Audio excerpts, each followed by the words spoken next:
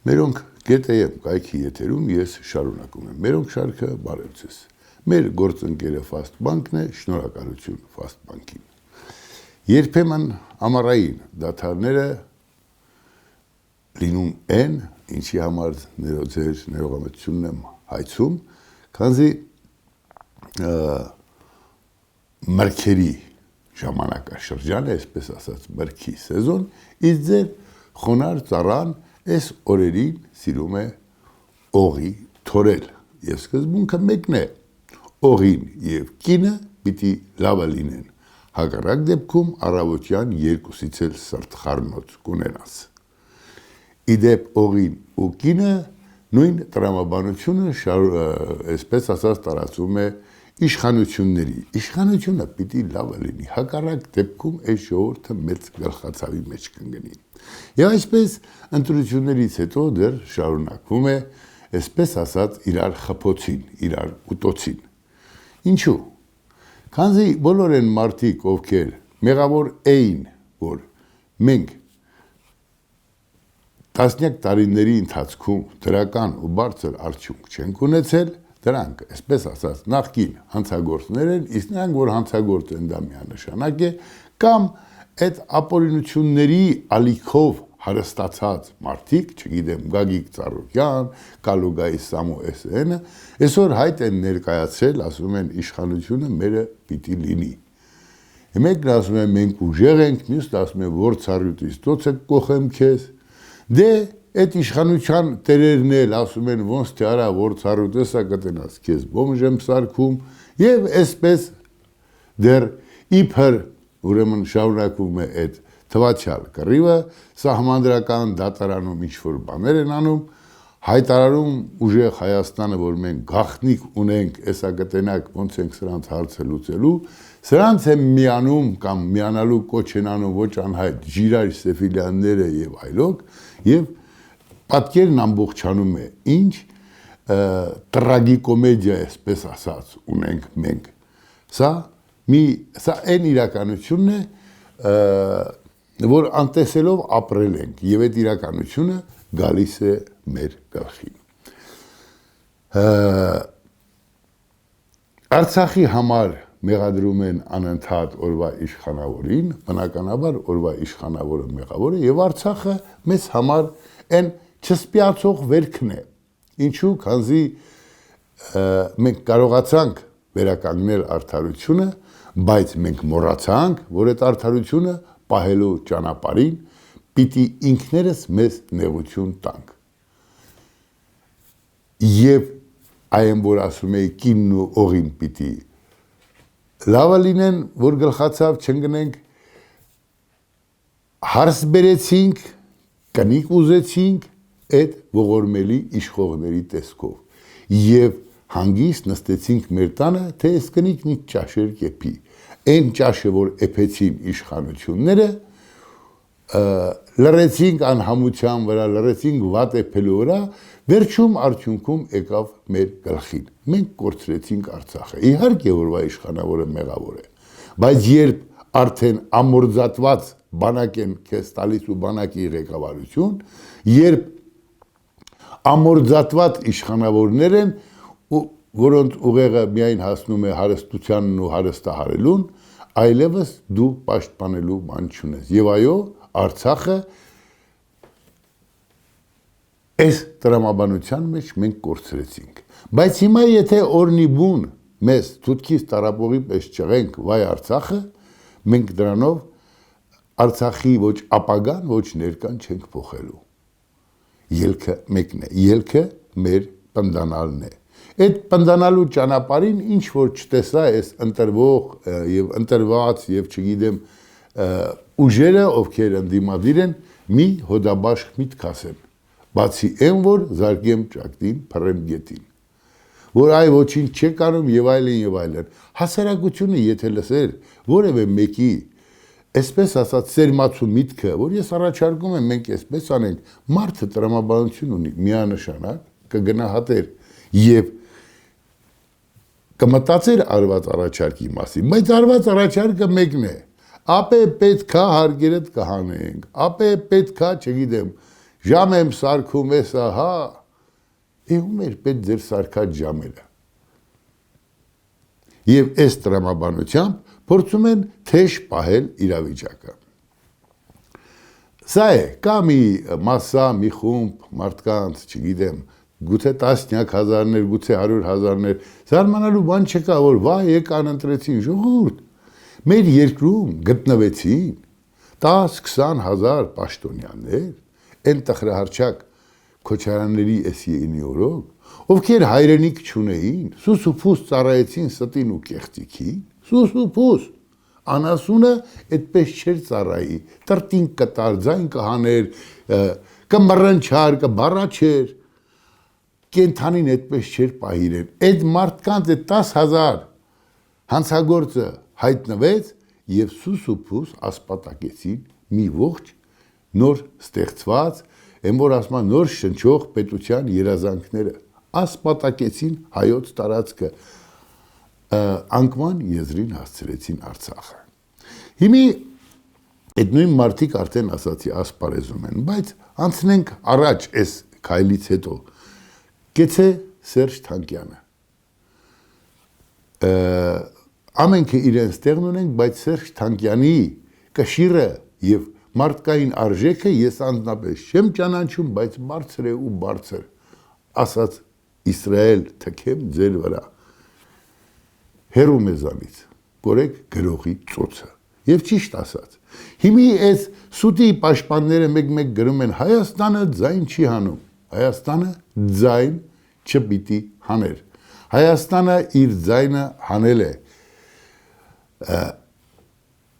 հարաբերվելով ու շփվելով իր ունեցած իրականության հետ, ունենալով մեր, են որ ասում է ծանր օրը, ապրիլ 24-ը, արձանագրելով տեղի ունեցած պատմական ցեղասպանությունը, բայց աշխարհը ինքը պիտի ընդունի։ Հիմի աշխարհը, երբ ընդունում է իր շահերից ելնելով, դու որպես պետություն թևերդ քշտած չես կարող մտնել ասպարեզ և օրվա իշխանավորը ճիշտ է ասում։ Թող ընդունեն։ Դա իրենց աշխարհի արժանապատվությունն է, բայց աշխարհի հզորները իրենց շահերից ելնելով են այս կամ այն թելը ձգում Թուրքիայի վրա ազդելու ճանապարհին։ Եվ այստեղ, ինչպես ասում են, բաց քամակով կատու քաշ տալը կամ մեջքիդ կապելը, դա անշնորհակալ և հիմար մոտեցում է։ Թող ընդունեն, Իսրայելը կընդունի, աշխարհը կընդունի, այդ ոնց էր աշխարհն ընդունեց, Իսրայելի համար էլ ասեցին այսակ ու անկյունն է, բայց ինչ արեց այդ նույն Իսրայելը, իր անկյունը հզորացրեց, այնքան, որ այսօր աշխարհի հետ զրուցում է, մի քանի 100 միլիոն, այսպես ասած թշնամիներով շրջապատված բոլորի համար բոբո է դարել, մենք ինչ արեցինք, այո, մենք տղեկին հարստացրինք, այսօր Քոչարյանի ինչ էր անունը, Լովիկը կամ Լևոն Քոչարյանը մեծար գող գրողը ինձ տանի, կործանվեմ, պրծնեմ, աշխարհը չտեսնի, որ մենք դեռ ապրում ու շնչում ենք այս օդը, երբ այդ մարդիկ են դեռ որոշում, ասում է ինչ էր մի երկու փչացած զենքով մարտի 1-ին կրակել են, պապաս ինչ աներ, ոչ մի բան, այսպես, Իսրայելի ղեկավարության եղած չեղածը պաչ էր, պապատ, և բոլոր ձեր պապանները, դուք չգիտեք երկիրն ու հայրենիքը ինչ է։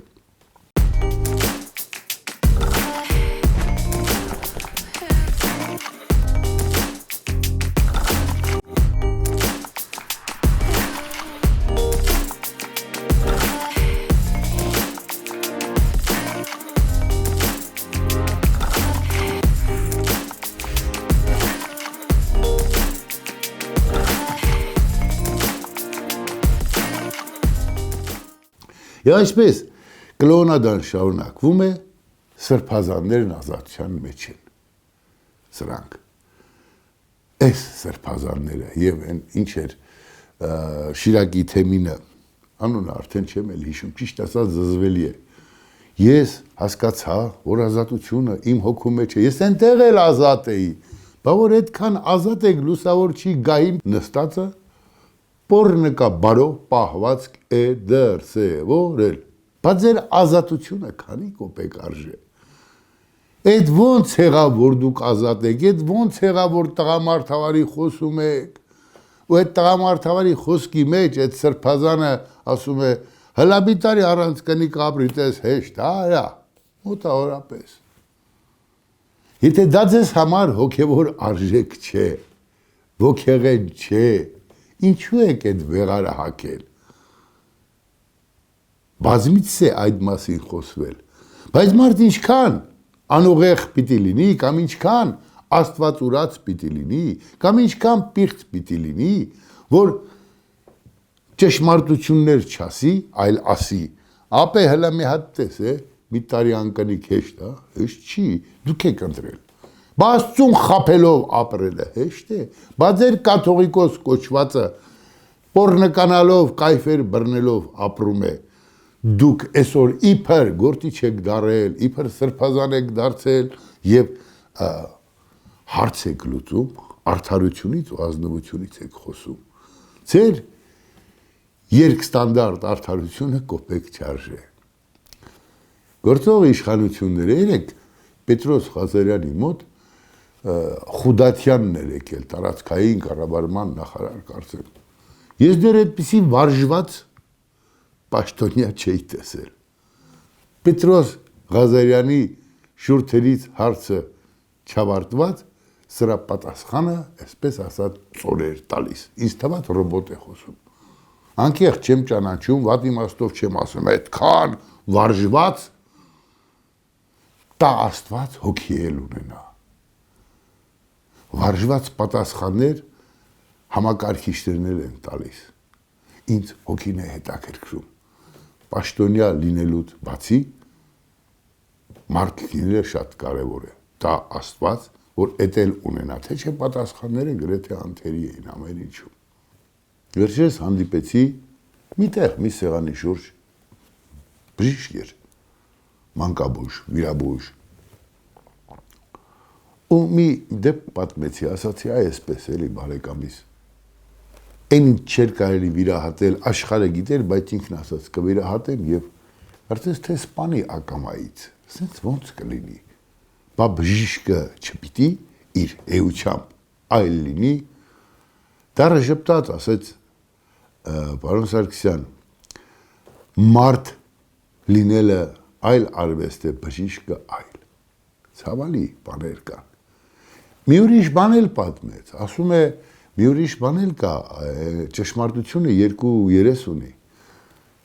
Հիվանդը գալիս է, բժիշկը ստուգում է, զննում, նայում ուրեմն անալիզ կոչվածներն, ասում է գիտեք ինչ, ձեզ վիրահատել պետք չի։ Այս հիվանդը գնում է գլխավոր բժշկի մոտ կամ տնօրենի մոտ, ասում է ձեր բժիշկին չի վիրահատում, այս տնօրենը կանչում է, ասում է այ հո էս չես փուղա։ Վիրահատի։ Բայց օգուտ չունի այդ վիրահատությունը։ Այսպես թելերով մեկը մյուսին կապված, անարդար եւ մարդուն անտեսող երևույթներ կան։ Մարդը կարևոր չի։ Մարդը ապրանք է շատ հաճախ, շատ տեղերում։ Եվ չգիտես կոնկրետ բժշկին դու այս պահին մեղադրես, թե իր ղեկավարությանը, թե այն համակարգին, որ ասում է, արա բիզնեսը ձերից հետ մի գցի։ Փողը կամ ինքն է տալու կամ պետությունը։ Այսպիսի դառն ու դաժան իրականություններ ունենք։ Նույնը իշխանություններին է վերաբերում, այն որ ասում էի կինն ու օղին պիտի լավը լինեն, թե չէ սրտխառնոց ես ունենալու, այ իշխանությունն էլ մեր ուզած կինն է, պիտի լավը լինի, պիտի ուշադիր լինենք, որ անընդհատ հերթական անգամ չկանգնենք տգեղ փաստի առջև։ Այս է, որ մեզ որպես քաղաքացիներ պետք է եւ պետք չի տրվել։ Իսրայելն ընդունեց ցեղասպանությունը, մյուսն ընդունեց, դա կարևոր չի։ Հակոբ Պարոնյանը ասում էր, ամբողջ աշխարհը ասում է Արևմտյան Հայաստանը ձեզի կուտամ։ Ես ալ կուտամ, գնացեք, վերցրեք։ Հետո մենք մինչ օրս այն Թումանյանի քաչալ շունն ենք, որպես ժողովուրդ, որ իր մորթին հետ է ուզում, ու գող փիսոնները թե աշխարհում են տեր եւ թե Հայաստանում տիրություն են անում դեռ գող փիսոնները։ Եվ այդ անարդարության զգացողությունը, որ մեզ պարունում է, հանգիստ չի տալիս ու շատերս գուցե այսպես ասած խառնվում ենք, եմ որ ասում են, արդեն չենք հասկանում, ինչ ենք անում։ Բայց պետք է միշտ խորը շունչ քաշել, 10 հաշվել,